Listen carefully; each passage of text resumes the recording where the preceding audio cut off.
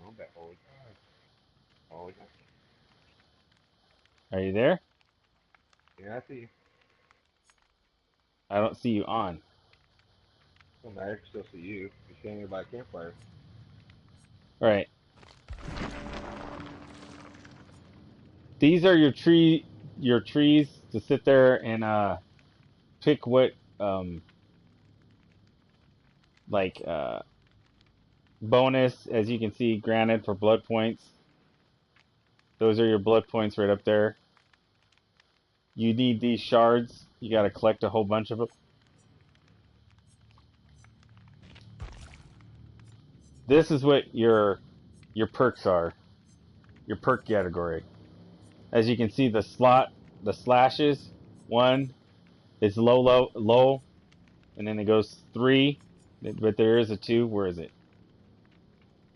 Oh, I don't have. There it is. A 2. So it's how much stronger it gets to whatever perk you're wanting to use. So I use this one, calm. So the killer can't just straight. He can sit there and try and find me if I'm in a hidden spot. Whatever ability that he has to sit there and try to like make you scream or anything like that or panic, it won't work because I'm calm. And I'm really calm with the birds or whatever game is out there. So I don't jump easy. I stay pretty calm, so it's harder for him to find me. And then, do you see what I'm doing? No, I hear you twice though. Constantly repeating everything you said, like 10 seconds after you already said it. You're still talking.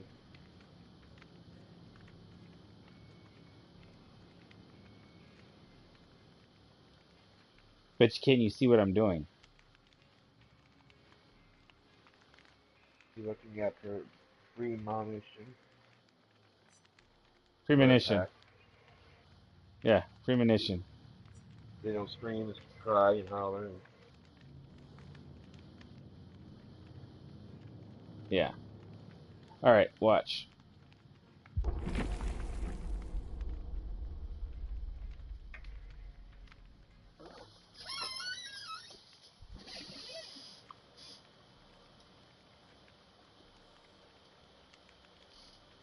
You're gonna have to join into the broadcast and not just sit on the outside because I don't think you'll be able to see once I go into the game, Mark.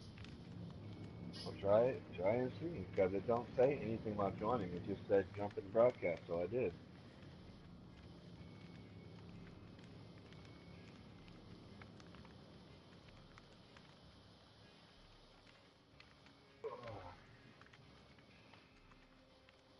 We have 3 minutes and something seconds.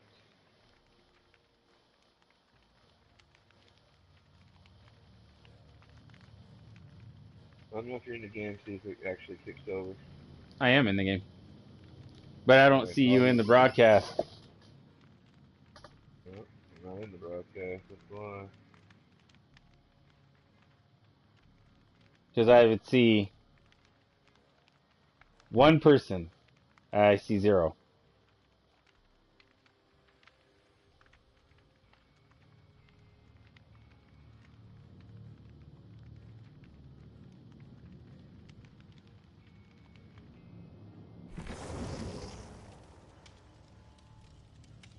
Don't see me with the cursor around.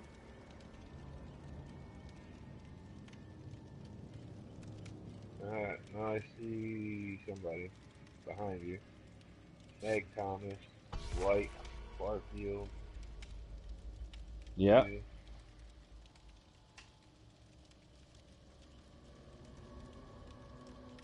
We need one more.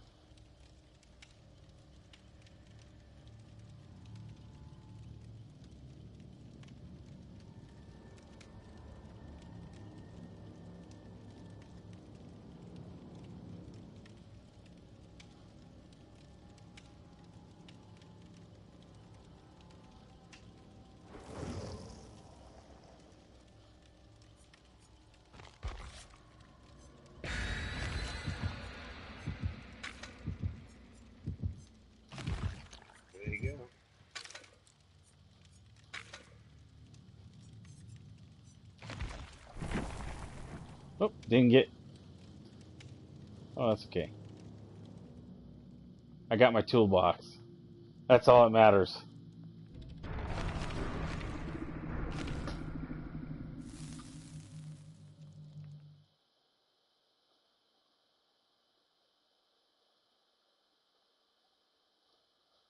Facing the pig. Okay. This person can stealth pretty damn good. If they're the pig.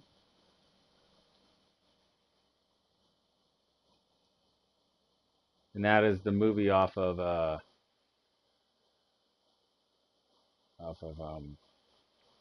Chainsaw Massacre, basically.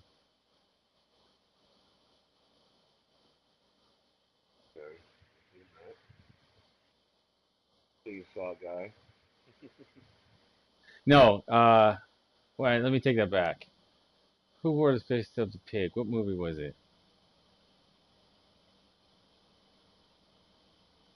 God, not the Chainsaw Massacre guy, because I think he is on here. I can show you, but alright, here we go. Look at that. You know what movie that is? As soon as it shows, I'll let you know.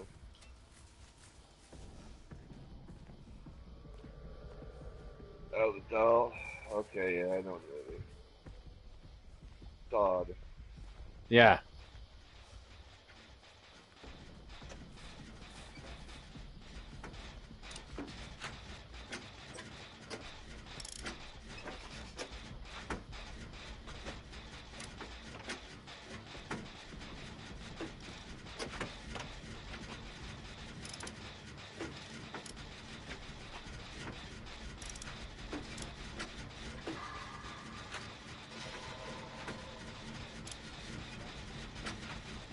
They really got to kill you anyway. I'm trying to make shit.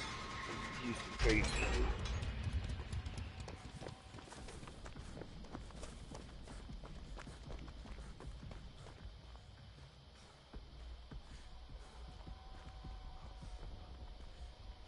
You hear that noise? No, there's no something on my end. I just saw the red arrow pop up. There's a kind of a howling. That means they're getting near you. And then all of a sudden your blood will stop pumping, you'll hear it.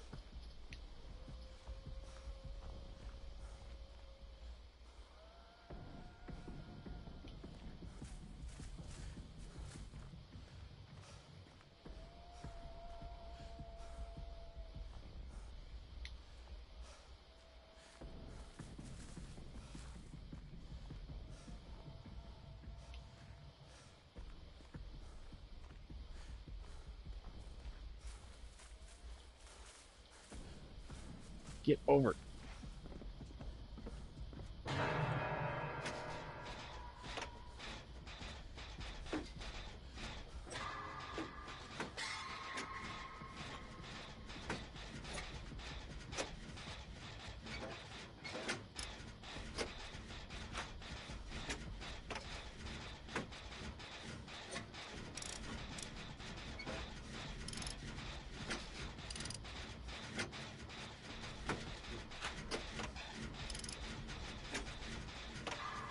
Break it down with generator. Break it down.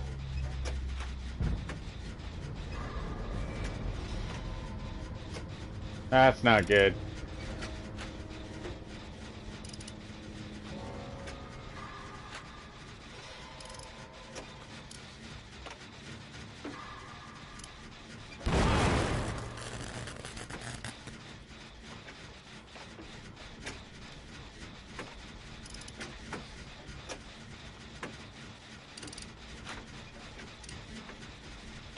Come on, we both gotta get this done. Hurry, hurry, hurry.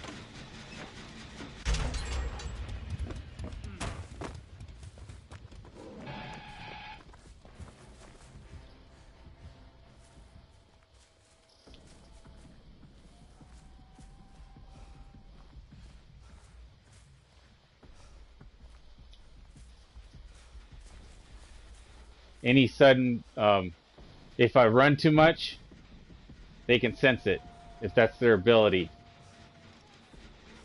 they can track you.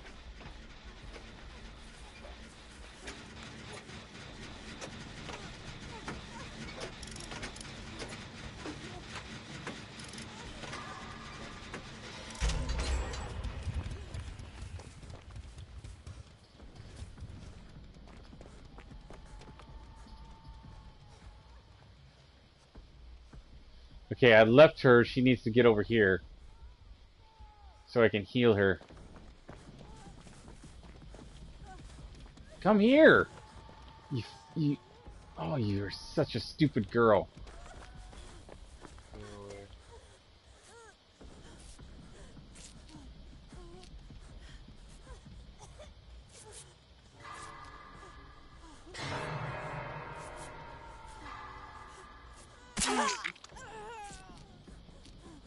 That hurts her if I'm not careful.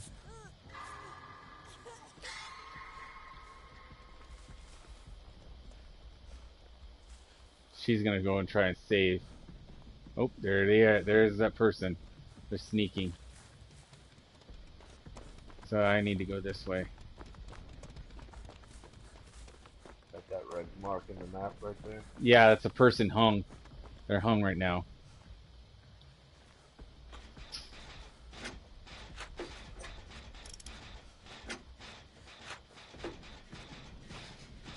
But if I can get one more of these at least started, that's a good thing.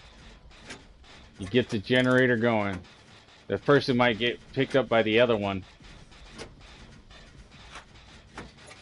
Or the other person's found the generator and hopefully they're doing the exact same thing I'm doing.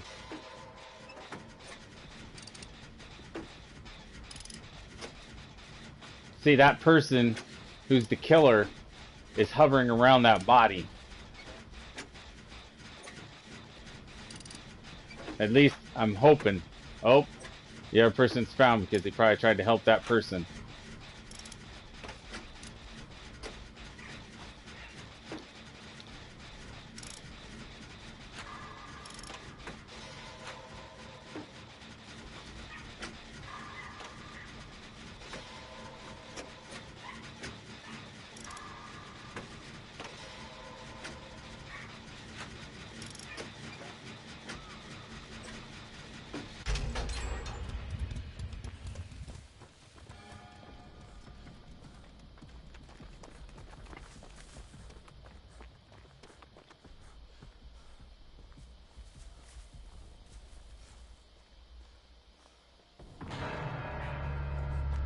Ah, I fucked that up.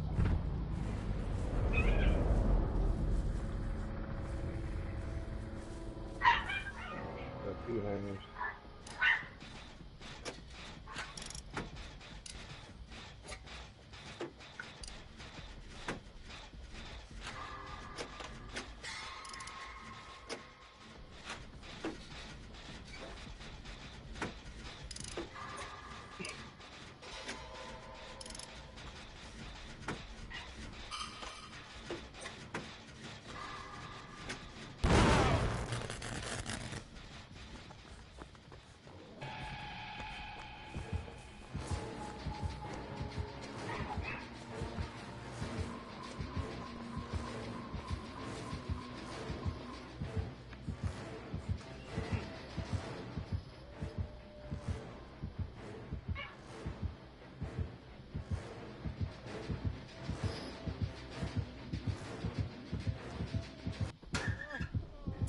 Damn it! Ah, damn.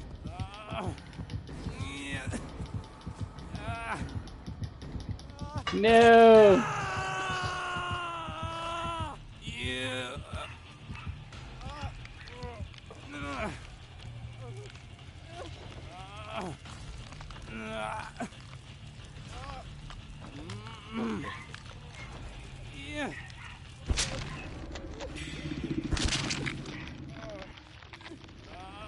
At this point, I'm basically dead. There's no one else to save me.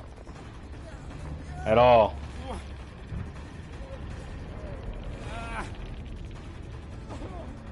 I have one more to go.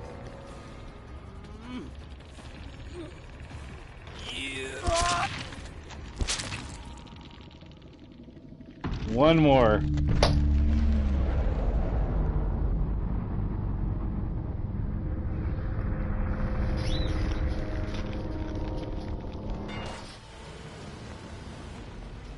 That's it. That was the pig, and I can't remember what movie that one is off of, but I know it's almost like The Purge.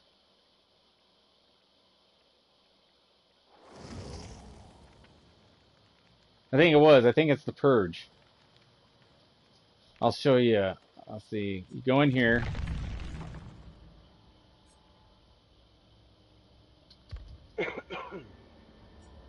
Characters. All right. See, they call them like there's Michael Michael Myers. That's from Saw. Yeah, I think that's from The Purge. The pig. Freddy. And then the Huntress, I I can't remember what Pig, movie. yeah. No, I can't remember what the Huntress movie is from. Almost similar. This is a witch. I think like the woods, and then the doctor. God, I can't remember. It's a scary ass movie. This is from Heels Got Eyes. I think that's from mostly Silent Hill. The nurse. I don't know the trapper. I can't. A lot of people use the trapper.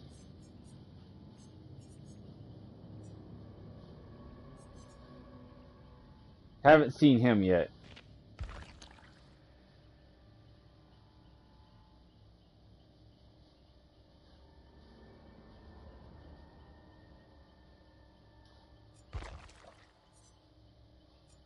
Is that the guy from the House of Thousand Corpses, or He could Clown be. Gang?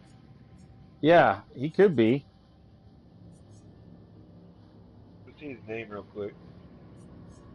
Just says the clown.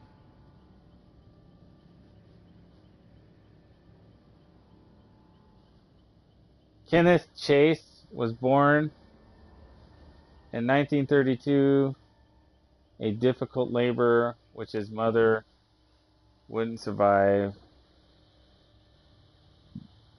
Then the event drove rifts between him and his father that never closed.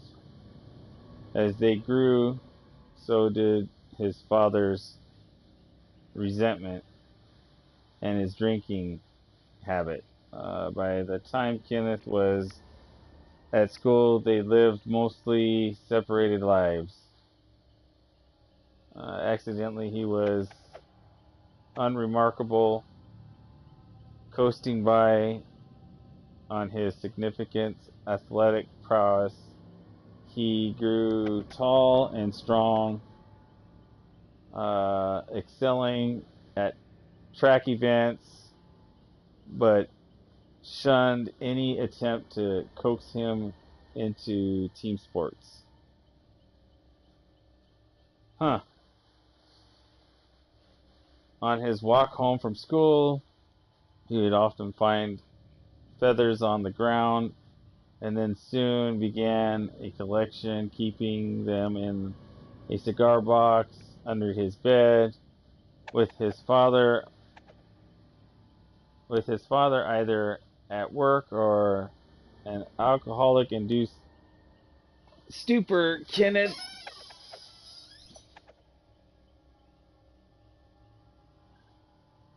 I can barely read that. Where did I lose? Kenneth had hours to spend alone, transfixed by the regularity of the feathers, barbs, and feeling the softness as he ran them over with his lips, watching the birds that came to the feeder in the garden. He imagined how soft they would be and resolved to catching one. He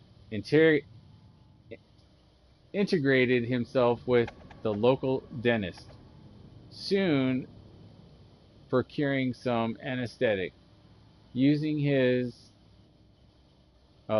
this, he rigged up a trap for the feeder. Then he hoped and knocked out the bird long enough so that he could touch it. After a few failed attempts, he managed to trap a robin. As it lay in his hand, he felt a sudden rush of life at his mercy. He planned to release it once it was recovered from the anesthetic. Instead, as its eyes flickered back into consciousness and it began to struggle, his grip remained firm. His fingers slowly tightened around its throat, squeezing until its chest feathers were finally still. He disposed of the body, keeping just a feather with which he started a new collection, discarding the others as fake. By the 1940s, Kenneth was left school and started working as a busboy at a local diner. He had also escalated to larger prey like squirrels, raccoons, dogs, and becoming skilled at customizing the anesthetic dosage for each. In early 1954, a young man went missing, and the town was turned upside down in a search. A few months later, Kenneth's father, while doing some work on the crawl space underneath the house, found a cigar box. He broke it open and saw, to his own horror, that it contained feathers, animal paws, and a man's finger. Returning to work, Kenneth saw his father leaving the crawl space with a cigar box in his hand. He turned on his heels and never went back home again. A few weeks of living rough, he encountered a traveling circus, and with this, his prognosis strengthened. He was hired to work the ropes. He assumed a new name, Jeffrey Hawk. Suddenly surrounded by a close-knit community, Jeffrey had to learn to socialize. He donned a new personality like a disguise, quickly becoming known as charming and helpful, and was welcomed into his new family.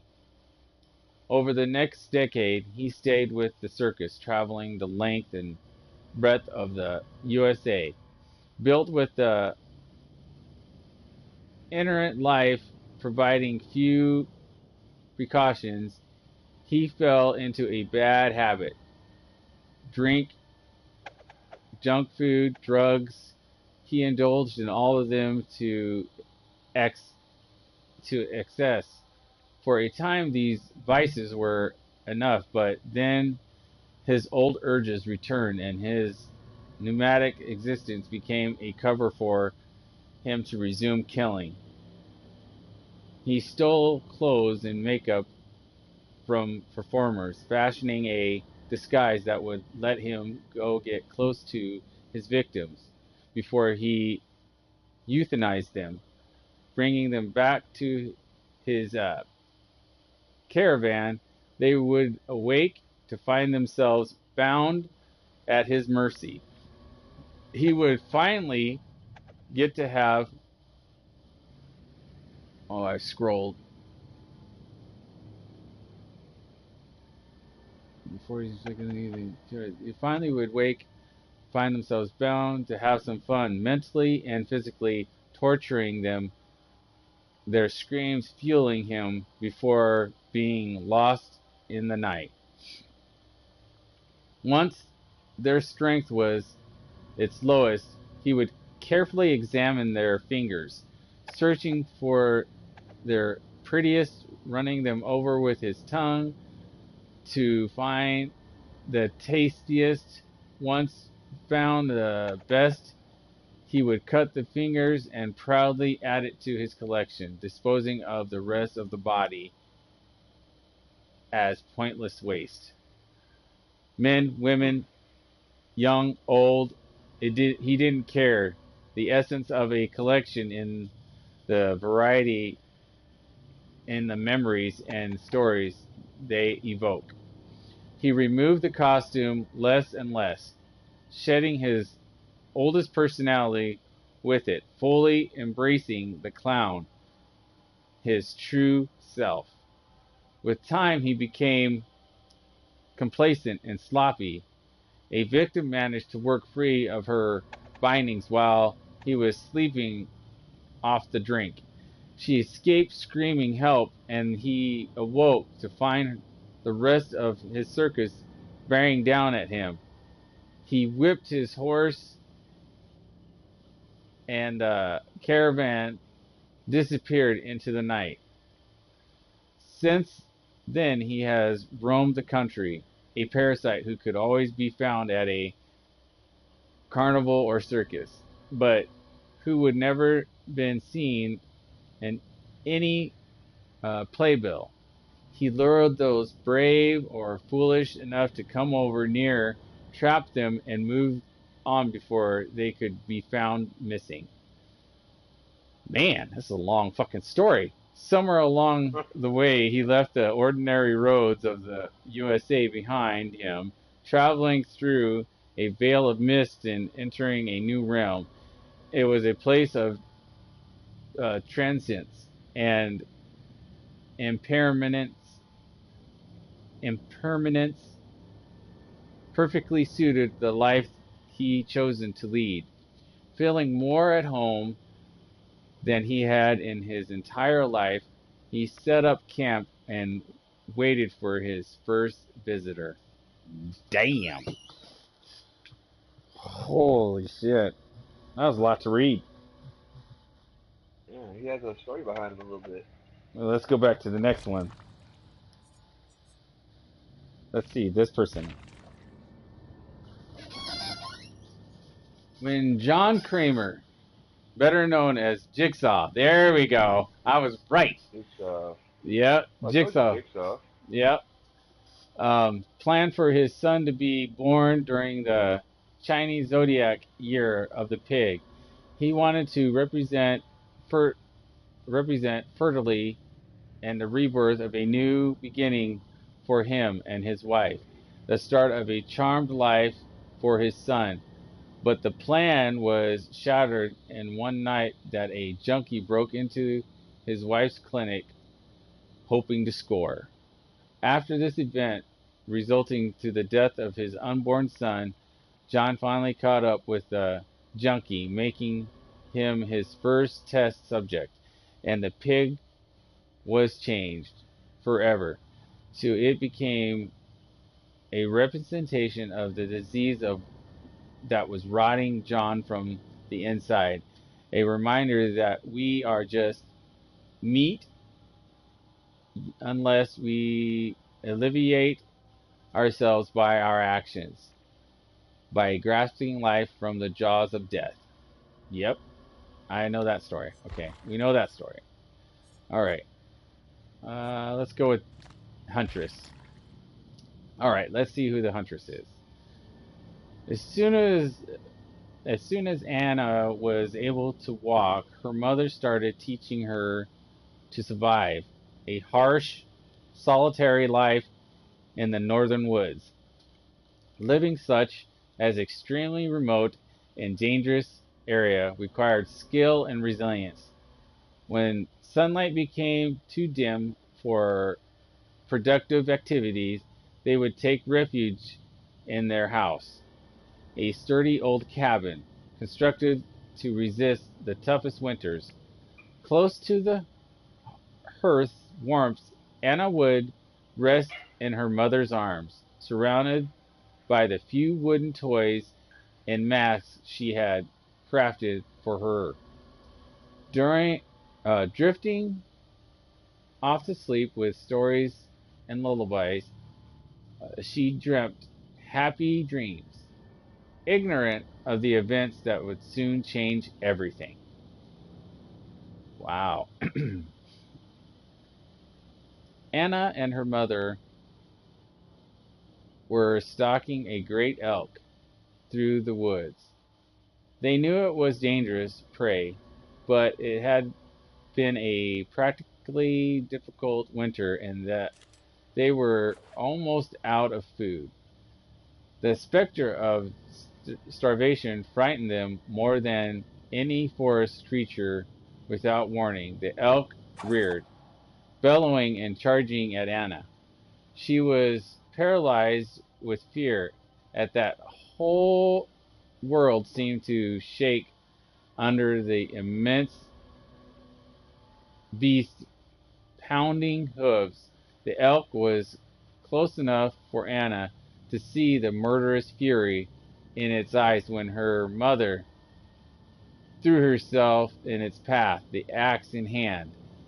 A blood-curdling scream escaped from her lips. The elk impaled her upon its antlers and hoisted her into the air. With all her mother threw herself into the path, an axe in hand.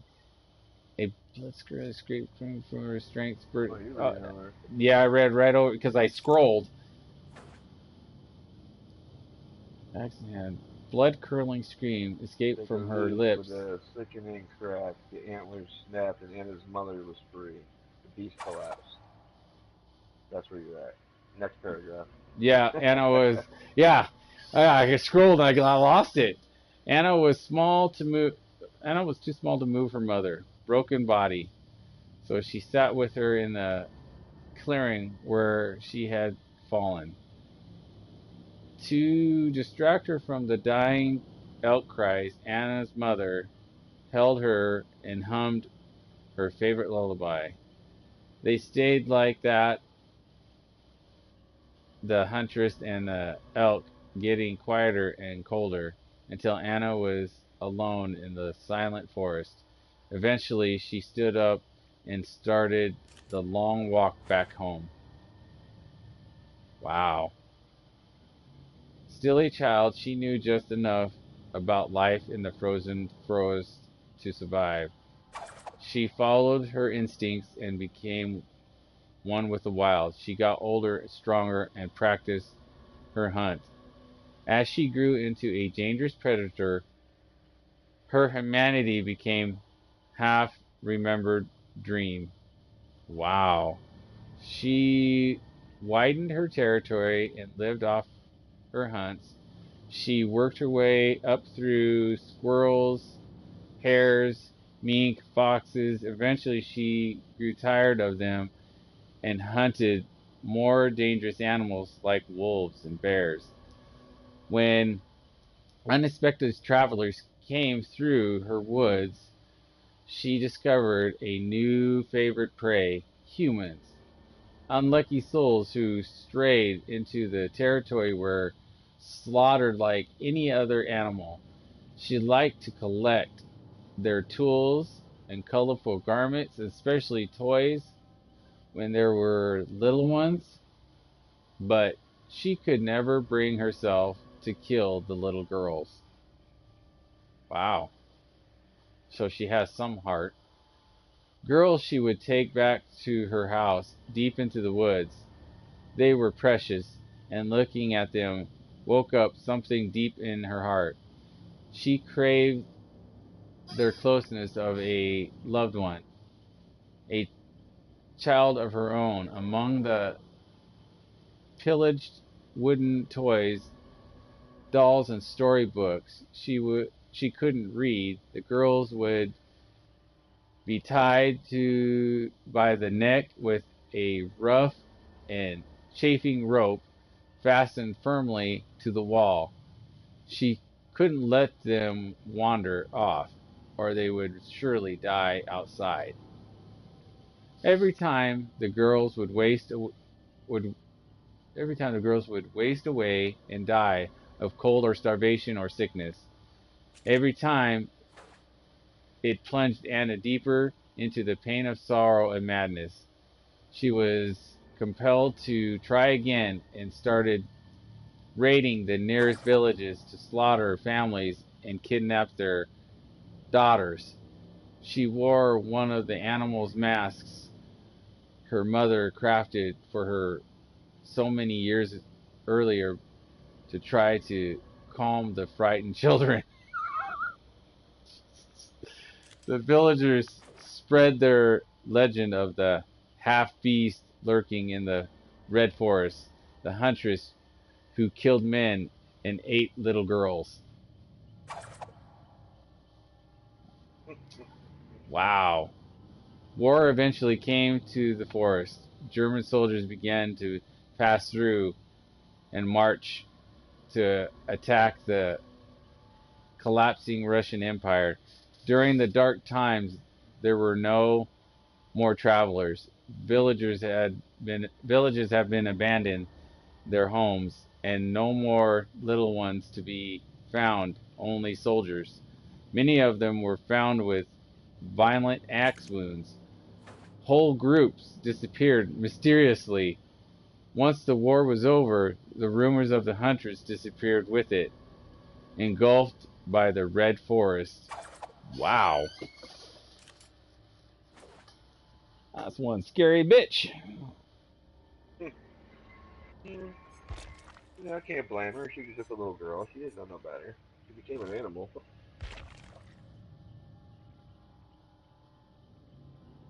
What? No story for you? No story. No story for the hag, huh? Well, we know this guy's. We know this guy's story. What? No story? Yeah, which one were you looking at? Doctor? I was trying. Oh, okay, So, I thought there was one on Chainsaw Guy. yeah, I was just checking out. Some humans are simply bad seeds. Seeds infused with distilled in pure form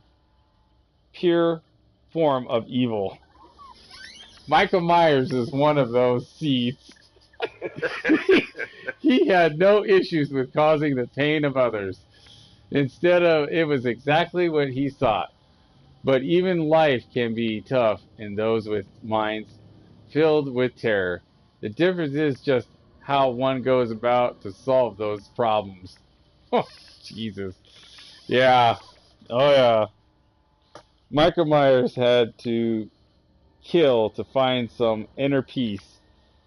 As he took his sister's life, the police found a silent boy distressed as a clown at the scene. Clown, yeah. Dressed as a clown, yeah. When he one stumbled upon a grown fire, one does not pour gasoline on it, but just was actions taken by the officials. They had no idea how it would shape this demon in the boy's body. Oh, Jesus.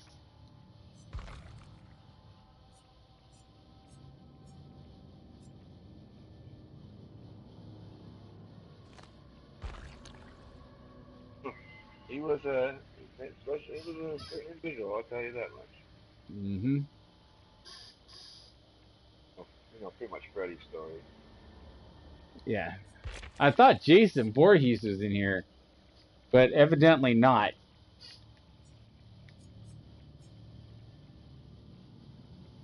But he's not in here. But you got Michael Myers, Freddy Krueger, Jigsaw, Chainsaw. You got some pretty scary characters. Well, I don't see what he. Well, I don't know. Jason and Michael are pretty much one of the same.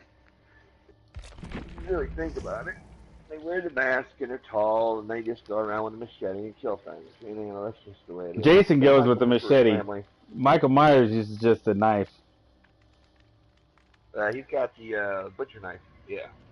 And Michael Myers Michael Myers was not a bad-looking kid. He was just dark. He just a dark seed altogether. While Jason was deformed and couldn't make no friends and was picked on and drowned. Not the same.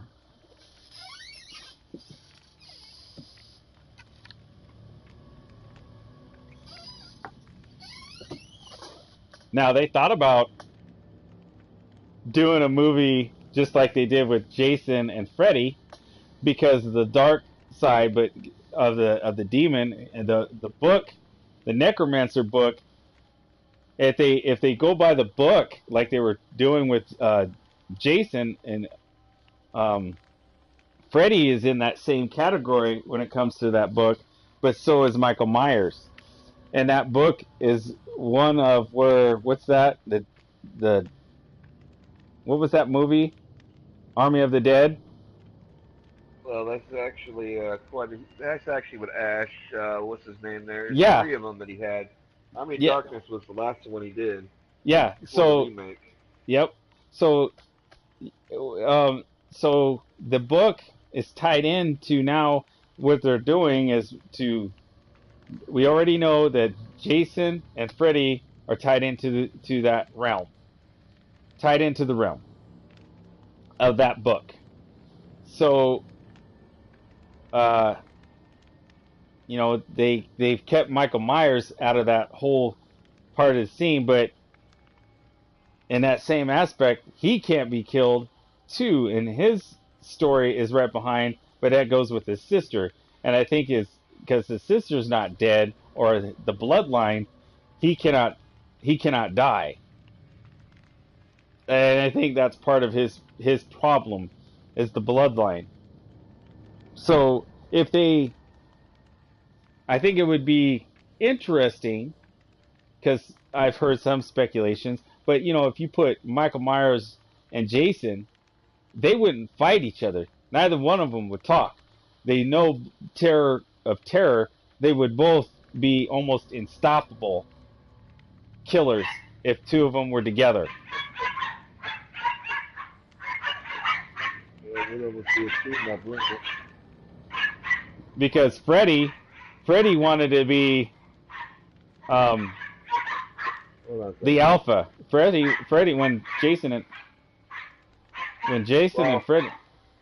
Well, Freddy wanted only woke Jason up to draw the fear back into the children because they were suppressing the dreams that we couldn't get through. Right. So the best way to do it was to get somebody out there to cause the fear, and Jason was the key. Yep. But Jason wouldn't stop killing. He wanted to kill them themselves because he wanted to kill the girl, and he stabbed the boy and the girl through because he was flirting with her when she was passed out, so trying to kiss on her and get all freaky. So you don't do that in Jason movies, so you're gonna get a spear through both his back and the stomach. Right. So she disappeared. He's like, no. So that's what started that. That's when he started fighting Jason. Like, okay, guy, you just can't stop killing, and he was pissed. Well, that's all he wanted him for. That's all it was. So Freddy gambled a little bit. Kind of got fucked in the end over it, kind of so to speak. They both did. Yeah, Jason walked out of the water holding Freddy's head in his hand. Like, this ain't nothing. Yep. So Freddy blinked at you like, I don't die. Yeah.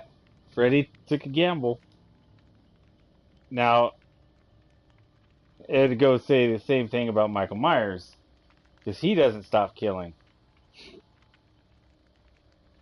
Now you put, like I said, if you would have put those two together, Yeah, it's a hard call because Michael is mostly after relatives, people that have been within his family. Jason will just fuck with and kill anything that is within his domain or he's told to kill.